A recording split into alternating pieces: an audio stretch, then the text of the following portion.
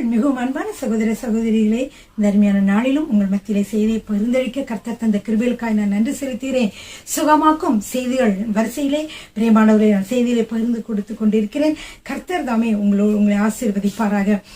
பிரியமானவர்களே, இன்றைய கேட்ட நான் செய்தியில கூட பிரியமானவர்களே, நாம் கர்த்தரை துதிக்க வேண்டும், அவருடைய துதியை சொல்லி வருவதற்காகவே நம்மை தெரிந்தெடுத்தார் என்று சொல்லி நான் கேட்டேன். பிரியமானவர்களாம் பிரியமானவர்களே, ஒவ்வொரு காரியத்திற்காகவும் நாம் கர்த்தருக்கு நன்றி செலுத்த வேண்டும். பிரியமானவர்களே, இந்த நாளிலும் நீங்கள் அநேகர் கவலையோடும் பாரத்தோடும் நீங்கள் கர்த்தர் மத்தியிலே செய்தியை கேட்க நீங்க வந்திருப்பீர்கள். உங்களுடைய வாழ்க்கையில எப்படிப்பட்ட போராட்டம் நடந்து கொண்டிருக்கிறது? குடும்பத்திலே போராட்டமா, இல்ல பொருளாதார பிரச்சனை, கடன் தொல்லைகளா, அல்லது நோய் நொடினாலே நீங்கள் வாடிக்கொண்டிருக்கிறீர்களா? நீங்கள் எப்படிப்பட்டவர்களாக இருந்தாலும் கர்த்தர் உங்கள் வாழ்க்கையில ஏற்படுகிற இந்த புயலை அவர் நிறுத்தி அமைதிப்படுத்த வல்லமுள்ளவராக இருக்கிறார். பிரியமானவர்களே, ஹல்லேலூயா. எனவே இந்த நாளிலும் அருமையான இந்த பாடலை நான் பாடப்போகிறேன். இந்த அருமையான பாடலை நீங்களும் சேர்ந்து பாடுங்கள். ஏனென்றால் அது போராடுகிற, கவலையோடு இருக்கிற போராட்டமான நம் மனதை பார்த்து அதை அமைதி கொள்ளும்படியாக செய்கிற அல்லது சொல்லுகிற ஒரு பாடலாக இருக்கிறது. பிரியமானவர்களே, அல்லேலூயா, ஆமென். போராடும் என் நெஞ்சமே, புகலிடம் மறந்தாயோ, பாராளும் இயேசு உண்டு, பதராதே மனமே. போராடும் என் நெஞ்சமே, புகலிடம் மறந்தாயோ, பாராளும் இயேசு உண்டு, பதராதே மனமே. அலைகடல் நடுவினிலே ஆமிழ்ந்து போகின்றாயோ, அலைகடல் நடுவினிலே ஆமிழ்ந்து போகின்றாயோ, கரம் நீட்டும் இயேசுவை பார், கரை சேர்க்கும் துணை அவரே. கரம் நீட்டும் இயேசுவை பார், கரை சேர்க்கும் துணை அவரே. ஆஹா, ஆனந்தம் பேரானந்தம் என் அருள்நாத சமூகத்திலே. ஆஹா, ஆனந்தம் பேரானந்தம் என் அருள்நாத சமூகத்திலே. போராடும் என் நெஞ்சமே, புகலிடம் மறந்தாயோ, பாராளும் இயேசு உண்டு, பதராதே மனமே. கடந்ததை நினைத்து தினம் கண்ணீர் வடிக்கின்றாயோ, கடந்ததை நினைத்து தினம் கண்ணீர் வடிக்கின்றாயோ, நடந்ததெல்லாம் நன்மைக்கே, நன்றி நன்றி சொல்லு, நடந்ததெல்லாம் நன்மைக்கே, நன்றி நன்றி சொல்லு. ஆஹா, ஆனந்தம் பேரானந்தம் நம் அருள்நாத சமூகத்திலே. ஆஹா, ஆனந்தம் பேரானந்தம் என் அருள்நாத சமூகத்திலே. போராடும் என் நெஞ்சமே, புகலிடம் மறந்தாயோ, பாராளும் இயேசு உண்டு, பதராதே மனமே. வருங்கால பயங்களெல்லாம் வாட்டுதோ அனுதினமும், வருங்கால பயங்களெல்லாம்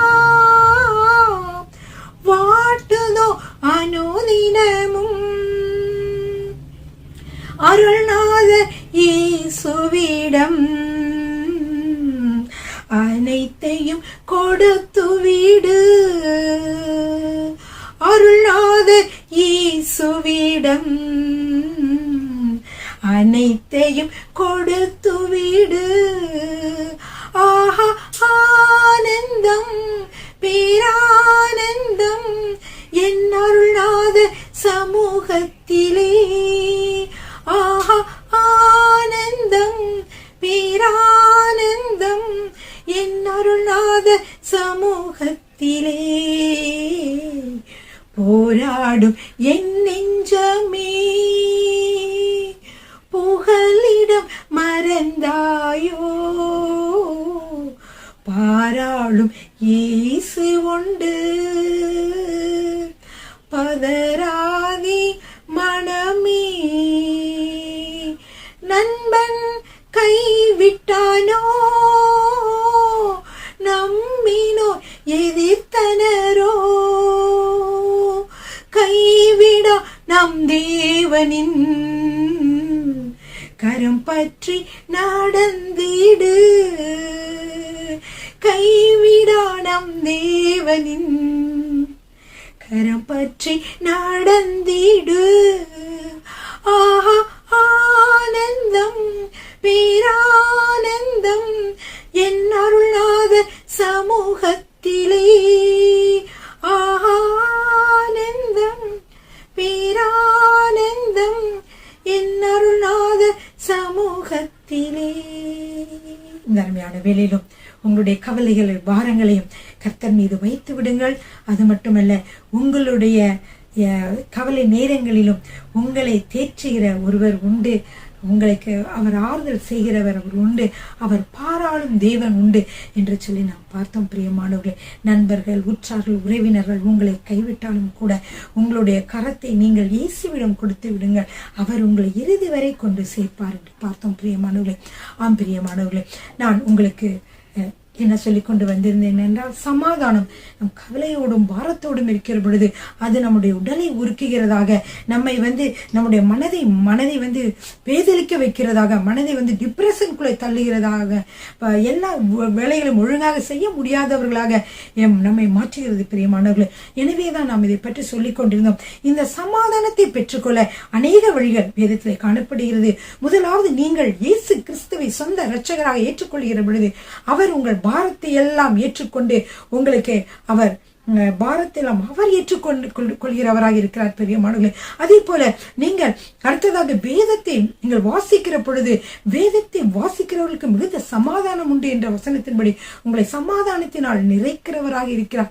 மூன்றாவதாக நாம் பார்த்தோம், பரிசுத்த ஆவியானவரோடு நாம் உறவாடுகிற பொழுது ஜெபிக்கிற பொழுது நமக்கு சமாதானம் உண்டாகிறது என்று சொல்லி நாம் பார்த்தோம். பிரியமானவர்களே, இந்த நாளிலும் கூட நாம் ஏக சிந்தையாலே சமாதானம், பிரியமானவர்களே, குடும்பத்திலே நாம் ஒருவரோடு ஒருவர் ஒப்புரவாகி நாம் எப்பொழுதும் சமாதானத்தோடு இருக்கிற பொழுது நாம் பிரியா ஒருவர் ஏக சிந்தையோடு கூட இணக்கத்தோடு கூட நாம் இருக்கிற பொழுது சமாதானத்தை பெற்றுக்கொள்ள முடியும் என்று வேத வசனம் சொல்லுகிறது. பிரியமானவர்களே, சமாதானத்தை சில வேளைகளில் கிடைக்கிற காரியங்கள் என்னவென்று பார்த்தால், குடும்பத்திலே நீங்கள் மனம் ஒற்றுமையாக இல்லாதபடிக்கு ஒரு வேறுபட்ட கருத்தோ வேறுபட்ட நிகழ்ச்சிகளோ அல்லது வேறுபட்ட விதமாக நீங்கள் செயல்படுகிறவர்களாகவோ நீங்கள் இருந்தீர்கள் என்றால் குடும்பத்துடைய சமாதானம் கெட்டுவிடுகிறது, உங்களுடைய சமாதானம் கெட்டுவிடுகிறது. பிரியமானவர்களே, எனவே இந்த வேத வசனத்தின் மூலம் நாம் பார்க்கலாம்.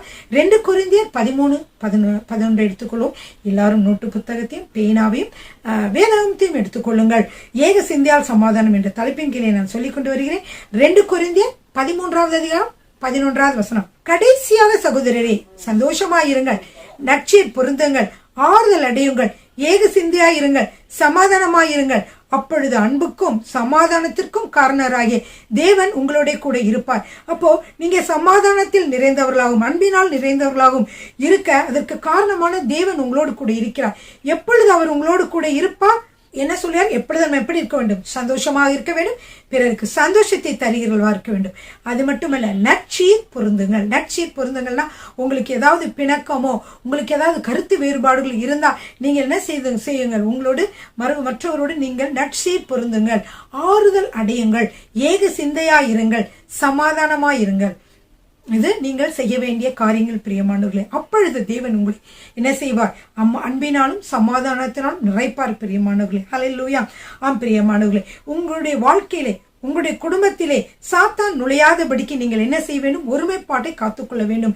இது நிறைய பிரிவினைகளும் கசப்புகளும் மன்னியாத தன்மைகளும் சாத்தானுக்கு வாசலை திறந்து விடுகிறது. உங்கள் குடும்பத்திலே குழப்பங்கள் எப்பொழுதும் நடந்து கொண்டு வருகிறதா? இந்த பிரிவினைகள் கசப்புகள் இதெல்லாம் இருக்கிறதா? மன்னியாத தன்மைகள் எல்லாம் இருக்கிறதா?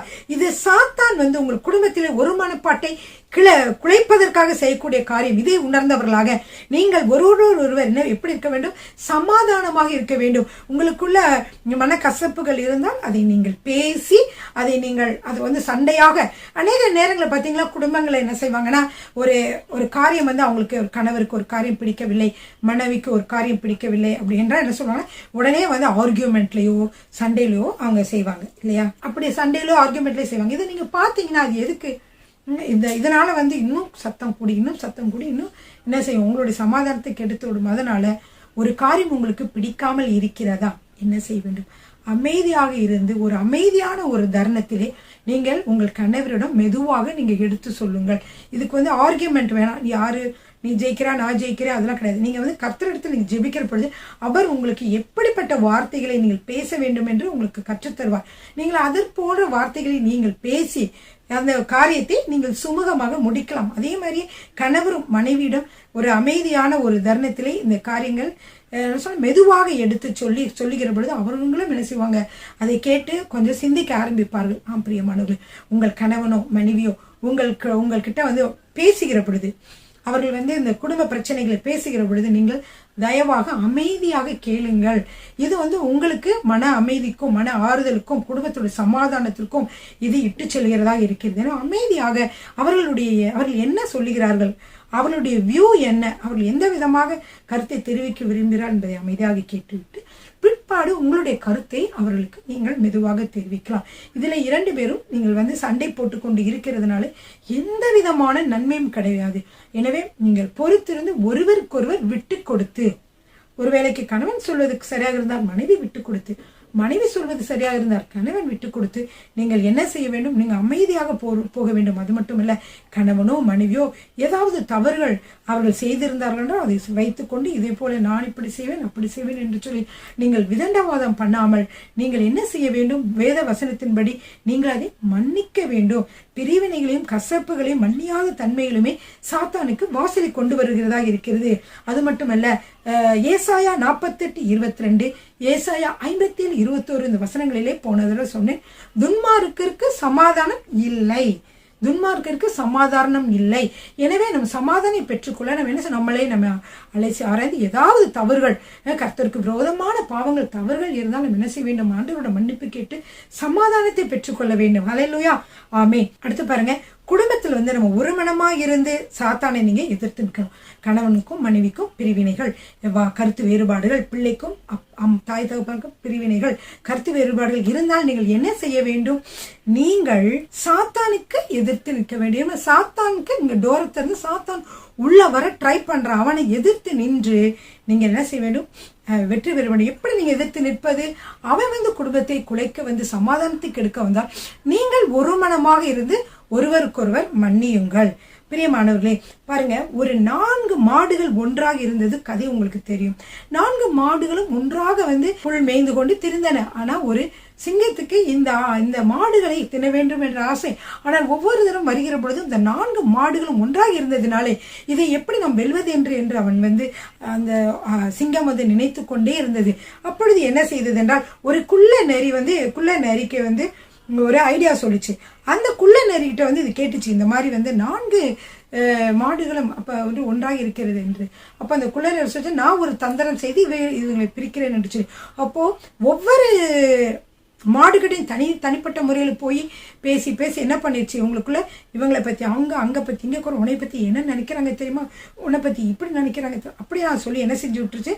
அந்த 4 மாடுகளையும் பிரித்த பிறகு சிங்கத்தால ஈஸியாக போய் என்ன செய்தது, அதை போய் யாரை விழுங்கலாமோ என்று சுற்றி திரிந்த அந்த சிங்கம் என்ன செய்தது, உணவாகி அவைகள் அனைத்தும் உணவாகி போனது பிரியமானவர்களே. அதனாலதான் பைபிள்ல ஒரு வசனம் போட்டிருக்குது, இதோ சகோதரர்கள் ஒருமித்து வாசம் பண்ணுகிறது எத்தனை நன்மையும் எத்தனை இன்பமும் ஆனது. அங்கே கர்த்தர் என்றென்றைக்கும் ஆசீர்வாதத்தையும் ஜீவனையும் கட்டளையிடுகிறார். என்றென்றைக்கும் கட்டளையிடுகிறார். எதை?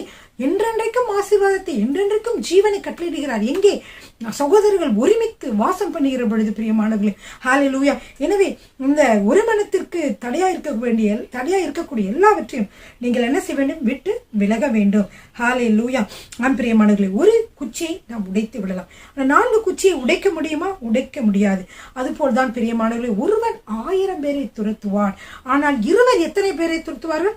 10,000 பேரை 10,000 பேர் என்றால் 10,000 என்ற அர்த்தம் பிரியமானவர்களே. பார்த்தீர்களா? கணவனும் மனைவியும் சேர்ந்து ஊழியமோ, கணவனும் மனைவியும் சேர்ந்து அந்த குடும்பத்தை சரியான விதத்தில் நடத்துகிற பொழுது அவர்கள் 1000 பேரை, தனி மனிதனாக இருந்தால், முரட்டு சிங்களாக இருந்தால் நீங்கள் 1000 பேரை தான் துரத்த முடியும். ஆனால் இப்படி ஒரு கணவன் மனைவியாக இருக்கிற வேலையில, ஒற்றுமையாக இருக்கிற வேலையில வேதத்தில் என்ன சொல்லப்பட்டிருக்கு? 2 பேர் 10,000 பேரை துரத்துவார்கள். ஹல்லேலூயா. சரிங்க பிரியமானவர்களே, இது உபாகமம் 32:30 இந்த வசனம் காணப்படுகிறது. எனவே நீங்கள் குடும்பத்தில் எப்படி இருக்க வேண்டும் என்றால் ஒரு மனம் உள்ளவர்களா, ஒரு மனமாக நீங்கள் இருக்க வேண்டும். குடும்பத்திற்கு விரோதமாக வருகிற எல்லா சத்துருவின் அசதி ஆலோசனைகளும், அந்தகார வல்லமைகள், பில்லி சூனியங்கள், பிசாசின் சதி திட்டங்களை எளிதாக நீங்கள் முறித்து விடலாம். கணவன் மனைவி காலையிலே ஜெபிப்பதன் மூலமாக அல்லது தூங்க போவதற்கு முன்பாக ஜெபிப்பதன் மூலமாக குடும்பத்திற்கு விரோதமாய், சமாதானத்திற்கு விரோதமாய், பிள்ளைகளுக்கு விரோதமாய், கணவன் மனைவி உறவுகளுக்கு விரோதமாய் வருகிற எல்லா அந்தகார சக்தியின் வல்லமைகள், பில்லி சூனிய கட்டுகள், பிசாசின் சதி திட்டங்கள் எல்லாவற்றையும் என்ன செய்ய முடியும்? நீங்கள் எளிதாக முறித்து விட முடியும். ஹல்லேலூயா. ஆமென். பிரியமானவர்களே, புதிய ஏற்பாட்டிலே நீங்கள் பார்த்தீர்கள் என்றால் 120 பேர் எங்க ஒருமனப்பட்டிருந்தார்கள்? அந்த மேல் வீட்டறையிலே ஆண்டவர் இயேசு கிறிஸ்து பரமேறுவதற்கு முன்பாக சொல்லிவிட்டு சொன்னார், 120 பேர் என்ன செய்யணும்? நீங்க மேல் வீட்டறையிலே தரித்திருங்கள், அப்பொழுது தேற்றரவாளனாகிய பரிசுத்த ஆவியானவர் உங்களை நிரப்புவார். அதற்கப்புறம் நீங்கள் எப்படி இருப்பீர்கள்? வல்லமையை பெற்றவர்களாக நீங்கள் அந்த உலகம் முழுவதற்கும் நீங்க சாட்சிகளாக செல்வீர்கள் என்று அப்படி சொன்னார் பிரியமானவர்கள். அப்படியே அவர்கள் கூடியிருந்த பொழுது பரிசுத்த ஆவியானவர் அவர்கள் மத்தியிலே இறங்கி வந்தார். எனவே அவர்கள் எல்லாரும் உன்னத பலத்தினால், உன்னத பலன் என்றால் என்ன? ஹெவன்லி பவர்னாலே என்ன செய்யப்பட்டார்கள்? அவர்கள் தரிப்பிக்கப்பட்டார்கள். அப்பொழுது உண்டான அந்த குரூப் தான், அந்த கிறிஸ்தவ குழு தான் என்னாச்சு? உலகமெங்கும் பரவி இப்பொழுது நீங்கள் பார்த்தீங்கன்னா உலகமெங்கும் எத்தனை கிறிஸ்தவர்கள் இருக்கிறார்கள்? அநேகமான பில்லியன் கணக்கான கிறிஸ்தவர்கள் இருக்கிறார்கள் பிரியமானவர்கள். அப்படியாக அன்று அவர்கள் ஒருமனப்பட்டு ஒரு இடத்திலே கூடி வந்ததினாலே. ஹல்லேலூயா. அதே போல பார்த்தீர்கள் பழைய ஏற்பாட்டில் கூட 120 பேர் ஏக சிந்தையோடு ஒருமனமாய் நடந்து வந்தார்களாம். அவர்கள் அங்கு ஆராதித்த பொழுது கர்த்தருடைய மகிமை ஆலயத்திலே இறங்கி வந்தது. ஒருமனப்பாட்டுக்காக ஜெபியுங்கள், அன்பின் ஐக்கியத்திற்காக ஜெபியுங்கள். இந்த காரியம் நீங்க பார்த்தீங்கன்னா 2 நாளாகமம் 5ஆம் அதிகாரம் 12-13 நீங்கள் வாசிக்கலாம். 2 நாளாகமம் 5, 12, 13 எப்படி அவர்கள் ஒருமனப்பட்டு கூடியிருந்த பொழுது என்ன நடந்தது? ஆசாப், ஏமான், எதுத்தானுடைய கூட்டத்தாரும் அவருடைய குமாரர் சகோதரருடைய கூட்டத்தாருமாகிய பாடகரான லேவியர் அனைவரும் மெல்லிய புடவைகளை தரித்து கை தாளங்களையும் தம்புருக்களையும் சுரமண்டலங்களையும் பிடித்து பலிபீடத்திற்கு கிழக்கே நின்றார்கள். அவர்களோடும் கூட பூரிகைகளை ஊதுகிற ஆசாரியர்கள் 120 பேர் நின்றார்கள். அவர்கள் ஒருமிக்க பூரிகளை ஊதி ஏகசத்தமாய் கர்த்தரை துதித்து ஸ்தோத்திரித்து பாடினார்கள். ஆசாரியர் பரிசுத்த ஸ்தலத்திலிருந்து புறப்படுகையிலும் பாடகர் பூரிகைகள், தாளங்கள், கீதவாத்தியங்களுடைய சத்தத்தை துரிக்க பண்ணி கர்த்தர் நல்லவர், அவர் கிருபை என்றும் உள்ளது என்று அவரை ஸ்தோத்திரிக்கையிலும் கர்த்தருடைய வீடாகிய தேவாலயம் மேகத்தினால் நிறைந்திருந்தது. பிரியமானவர்களே, அந்த மேகம் நிறைந்தது நிமித்தம் ஆசாரியர்கள் ஊழியம் செய்து நிற்கக்கூடாமல் போயிற்று. கர்த்தருடைய மகிமை தேவனுடைய ஆலயத்தை நிரப்பிற்று. பிரியமானவர்களே, இந்த ஆலயத்துல வருகிற பொழுது அவர்கள் என்னவெல்லாம் செய்தார்கள்? 120 ஆசாரியர்கள் ஊதினார்கள். ஒருமிக்க ஊதி கர்த்தரை துதித்து ஏகமாய் ஆர்ப்பரித்தார்களாம். பிரியமானவர்களே, தனிப்பட்ட முறையிலும் நீங்கள் கர்த்தரை துதித்து ஆராதிக்கிற பொழுது கர்த்தர் உங்கள் மத்தியில இறங்கி உங்களுடைய குறைவுகளை மாற்றி உங்களோடு பேசி உங்களை வழி நடத்துவார். பிரியமானவர்களே, அதே போல உங்களுடைய குடும்பத்திலே நீங்கள் குடும்பமாக ஒன்று கூடி கர்த்தரை துதித்து பாடி ஸ்தோத்திரித்து நீங்கள் பெரிய ஆர்ப்பரிப்போடு கூட நீங்கள் துதிக்கிற பொழுது கர்த்தர் உங்கள் மத்தியிலே மகிமைப்படுவார். உங்கள் குடும்பத்திலே மகிமையினால் நிறைக்கப்படுவீர்கள். பிரியமானவர்களே, அதே போல தேவ ஆலயத்திலும் கூட நீங்கள் அப்படியே கர்த்தரை துதித்து அவரை கரங்களை தட்டி ஆர்ப்பரித்து நீங்கள் மகிழ்கிற பொழுது கர்த்தருடைய மகிமை இறங்கி வரும் பிரியமானவர்களே. ஹல்லேலூயா, ஆமென். சரிங்க பிரியமானவர்களே, கடைசியாக 1 யோவான் 1:3 நீங்கள் எங்களோட ஐக்கியம் உள்ளவர்களாகும்படி நாங்கள் கண்டும் கேட்டும் இருக்கிறதை உங்களுக்கு அறிவிக்கிறோம். இவர் என்ன சொல்றாருன்னா, யோவான் சொல்றாரு, நீங்க என்ன செய்யணும், எங்களோட ஐக்கியமா இருக்கணும். ஐக்கியம்தான் முக்கியம். அதனால சொல்றாரு, நீங்கள் எங்களோட ஐக்கியம் உள்ளவர்களாகும்படி நாங்கள் கண்டும் கேட்டும் இருக்கிறதே உங்களுக்கு அறிவிக்கிறோம். நாங்க கண்ணால பார்த்தோம் இயேசுவை, அவருடைய செய்திகளை காதால கேட்டோம், அதே உங்களுக்கு அறிவிக்கிறோம். எங்களுடைய ஐக்கியம் நீங்கள் எங்களோட ஐக்கியமா இருங்க. ஏன்னா எங்களோட ஐக்கியம் யாரோடு இருக்கிறது? பிதாவோடும் அவருடைய குமாரனாக இயேசு கிறிஸ்துவோடும் இருக்கிறது. 1 யோவான் 1:3. அப்படியாக நாம் ஒவ்வொருவரும் ஐக்கியம் உள்ளவர்களாக இருக்க வேண்டும் பிரியமானவர்களே. அடுத்ததாக பாருங்க, ஜெபத்தினாலே சமாதானம். எனவே நாம் சமாதானத்திற்காக நம் கவலையிலையோ டிப்ரெஷன்லையோ நம்ம என்சைட்டிலோ நம்ம இருந்தோம்னா நாம் செய்ய வேண்டிய அடுத்த காரியம் என்னவென்றால் ஜெபம். பிரியமானவர்களே, பிலிப்பியர் 4:6-7 எடுத்துக்கொள்ளுங்கள். பிலிப்பியர் 4:6-7. நீங்கள் ஒன்றுக்கும் கவலைப்படாமல் எல்லாவற்றையும் குறித்து உங்கள் விண்ணப்பங்களை ஸ்தோத்திரத்தோட கூடிய ஜெபத்தினாலும் வேண்டுதலினாலும் தெரியப்படுத்துங்கள். அப்பொழுது எல்லா புத்திக்கும் மேலான தெய்வ சமாதானம் உங்கள் இருதயங்களையும் உங்கள் சிந்தைகளையும் கிறிஸ்து இயேசுவுக்குள்ளாக காத்து கொள்ளும். பிலிப்பியர் 4:6-7. இந்த வசனத்துல என்ன பாக்குறீங்க? நீங்க எதற்கும் கவலைப்பட வேண்டாம். பல பிரச்சனை இருக்குதா? பிள்ளைகளால பிரச்சனை, கணவரால பிரச்சனை, மனைவியால பிரச்சனை, குடும்பத்துல உறவினர்களால் நண்பர்களால பிரச்சனையில இருக்கீங்களா? நீங்க செய்ய வேண்டியது என்ன? முதலாவது, ஒன்றுக்கும் நீங்கள் கவலைப்படாமல். ஏன் கவலைப்படக்கூடாது? கவலை உங்களை அழுத்துவதனாலே நீங்கள் அடுத்த என்ன ஸ்டெப் எடுத்து வைக்க வேண்டும் என்பதே நீங்கள் மறந்து விடுவீர்கள், அல்லது அதற்கு கூட திராணி இருக்காது. எனவேதான் வேதத்திலே சொல்லப்பட்டிருக்கிறது, நீங்கள் ஒன்றுக்கும் கவலைப்படாமல் இருங்க. எதை பத்தியும் கவலைப்படாதீங்க, எல்லாத்தையும் ஆண்டவர் மேல போட்டுருங்க. அப்ப என்ன செய்யும்? நீங்க ஸ்ட்ராங்கா இருப்பீங்க. அதற்கப்புறம் என்ன செய்யணும்? எல்லாவற்றையும் குறித்து உங்கள் விண்ணப்பங்களையும் உங்கள் ஸ்தோத்திரங்களையும் கவலைகளையும் பாரங்களையும் எல்லாவற்றையும் ஸ்தோத்திரத்தோட கூடிய ஜெபத்தினாலும் வேண்டுதலாலும் தெரியப்படுத்துங்கள். கர்த்தாவே, என்னோட வாழ்க்கையில கட்டாய மாறுதலை கொடுப்பீர். என் கணவரை சந்திப்பீர், அவரை மாற்றுவீர். என்னுடைய மனைவியை மாற்றுவீர், என் பிள்ளைகளை மாற்றுவீர். ஹல்லேலூயா, நன்றோடு துதிக்கிறேன், உங்களால் ஆகாத காரியம் ஒன்றுமில்லை. இப்படி சொல்லி கர்த்தரை துதித்து ஸ்தோத்திரித்து உங்களுடைய விண்ணப்பங்களை தெரியப்படுத்துங்கள். அப்படி தெரியப்படுத்துகிற பொழுது எல்லா புத்திக்கும் மேலான எந்த புத்தி, எந்த ஞானம், எதுவுமே நம்மளால என்ன செய்ய முடியாது. எந்த மூலையில எந்த பிசாசு கிரி செய்தாலும் அது எல்லாம் கண்ட்ரோல் பண்ணி தள்ளி விட்டு தேவ சமாதானம் உங்களை ஆட்கொள்ளும் பிரியமானவர்களே. ஹல்லேலூயா.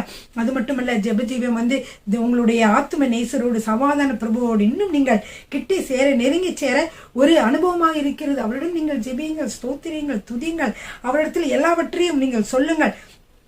அப்படி நீங்கள் சொல்லுகிற பொழுது என்ன ஆகும்? இந்த எல்லா காரியங்களும் கர்த்தர் கேட்டு அதன்படி உங்களுடைய வாழ்க்கையில செய்கிறவராக இருக்கிறார். நீங்க ஜெபிக்கிற ஸ்லாக்கியத்தையும் ஜெப ஆவியும் கர்த்தர் கொடுத்திருக்கிறபடியால் நீங்கள் எல்லா பிரச்சனைகளையும் கவலைகளையும் அவரிடம் சொல்லலாம். உங்க கவலையை சொல்றதுக்கு வழி இல்லாம இல்லை இல்லையா? நிறைய இடத்துல நீங்க போய் ஒரு டாக்டர்கிட்ட பேசுறீங்க, அங்க பேசுங்க, ஐயோ நான் என்ன இதெல்லாம் சொல்லணும்னு நினைச்சேன், சொல்ல முடியல இங்க சொல்ல முடியல, நர்ஸ் சொன்னா அவங்க கேட்க மாட்டேங்கிறாங்களே, இவங்க கேட்க மாட்டேங்கிறாங்களே, எப்படி அப்படின்னு நீங்க அலைமோதலாம். அப்படிலாம் நம்ம நினைப்போம்ல. உங்களுக்கு அந்த மாதிரிலாம் இல்லை. உங்களுக்கு ஜபிக்கிற ஒரு வழி இருக்கிறது. இந்த ஜப ஆவியினாலே நீங்க என்ன செய்ய முடியும்? கர்த்தரிடத்துல உங்களுடைய ப்ரேயர் ரிக்வெஸ்ட் ஆண்டவர்கிட்ட நீங்க சொல்ல முடியும். இப்படிப்பட்ட ஒரு பெரிய ஸ்லாக்கியத்தை கர்த்தர் உங்களுக்கு கொடுத்திருக்கிறார். எனவே என்ன உங்களுக்கு தேவை? கர்த்தரிடத்துல போய் முட்டை போட்டு சொல்லுங்க. அவர் உங்களுடைய எல்லா காரியங்களும் அவர் என்ன செய்கிறார்? மாற்றுகிறவராக இருக்கிறார். ஹல்லேலூயா. பிரியமானவர்களே, அன்னாளுடைய கதை தெரியும் உங்களுக்கு. அன்னாள் என்ன செய்தாள்? அவள் ஜெபத்திலே தன் இருதயத்தை தேவ சமூகத்தில் ஊற்று விடும்படி அவள் தீர்மானித்தாள். அதன்படி என்ன செய்தாள்? அவள் ஊற்றி விட்ட பிறகு அவர் என்ன செய்தார் என்றால், ஏலி என்ன செய்தார்? மகளே, நீ சமாதானத்தோட போ. இப்படியே பிரியமானவர்களே, கர்த்தருடைய பாதத்தில் போய் ரூம்ல அறையில போய் ஒரு இடத்துல போய் உங்களுடைய கவலைகளை பாருங்களா ஊற்றி விடுங்கள். அப்பொழுது நீங்கள் மிகுந்த சமாதானத்தை நீங்கள் பெறுவீர்கள். ஹல்லேலூயா, ஆமென். அது மாதிரிதான் யோபு 22:21 வசனம் இருக்கு. நீர் அவரோட பழகி சமாதானமாயிரும். யாரோட? தேவனோட பழகி சமாதானமாயிரும் என்று யோபு 22:21 ஒரு நண்பர் சொல்லுகிறார். அப்படி நண்பர்கள் ஒருவருடன் மனம் விட்டு பேசும் பொழுது அங்கு சமாதானம் ஏற்படுகிறது. அப்படியானால் தெய்வகுமாரனுடனும் நீங்க ஜெபத்திலே தரித்திருந்து அவரோடு உறவாடுகிற பொழுது, அவரோடு பேசுகிற பொழுது, அவரோடு சமாதானமாக இருக்கிற பொழுது உங்களுடைய வாழ்க்கையில எவ்வளவு சமாதானம் வரும்? கட்டுக்கடங்காத சமாதானம் உங்களை நிரப்பும் பிரியமானவர்களே. அது மட்டுமல்ல, ஜெபிக்கிற மனுஷன் எப்பொழுதும் பூர்ண சமாதானத்துடன் விளங்குவான்.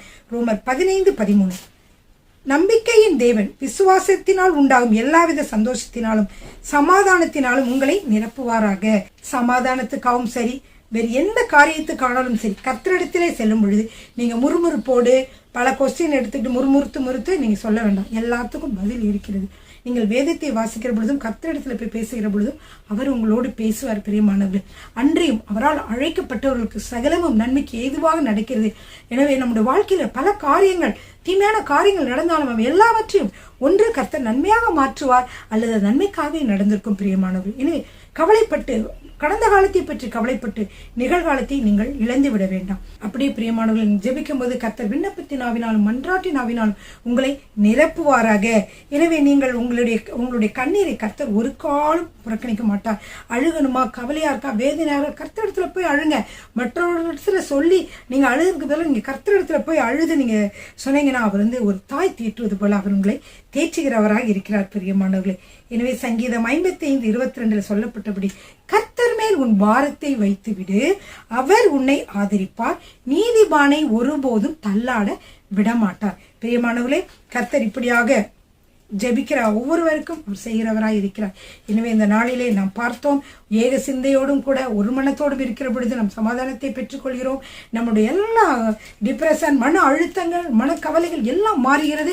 இரண்டாவது, ஜெபத்திலே கர்த்தரோடு நீங்கள் உறவாடி அவரோடு நீங்கள் ஐக்கியப்பட்டு பாடல்கள் பாடி துதித்து அவரிடம் ஜெபிக்கிற பொழுது நீங்கள் விடுதலை பெற முடியும். பிரியமானவர்களே, இதை கேட்டுக்கொண்டிருக்கிற அநேகர் இந்த காரியங்களை நான் சொன்ன வசனத்தின்படி நீங்கள் செய்து விடுதலை அடைந்திருந்தால் நீங்கள் எங்களுக்கு தெரியப்படுத்தலாம்.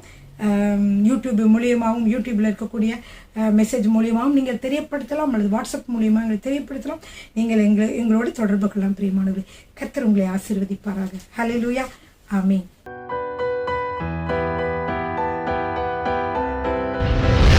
கர்த்தர் உங்களை ஆசீர்வதிப்பாராக.